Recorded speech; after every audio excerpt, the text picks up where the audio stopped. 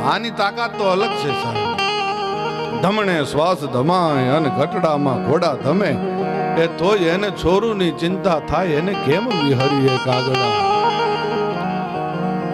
માં તો માં છે. 13 દુહા જ્યાં પૂરા કર્યા અને 13મો દુહો પૂરો કરે ને ત્યાં પરમાત્માને એક ચારણના દીકરા પાસે, એક દીકરા પાસે એ હારી જવું પડે અને મરેલી મામા પાછા જીવ પૂરવા પડે અને મરેલી માં પાછી બેઠી થાય અને બેઠી થઈને કે બાપ દુલા, આ કળજુગમાં આવા આકરા નીમ ન હોય, લાય હવે તારા હાથેથી મને 2 ચમચી રાબની પાઈ દે ને પાછી હું સુઈ જાઉં. ઈ માં અને દીકરાની તાકાત કહેવાય, ઈ પ્રેમની તાકાત કહેવાય.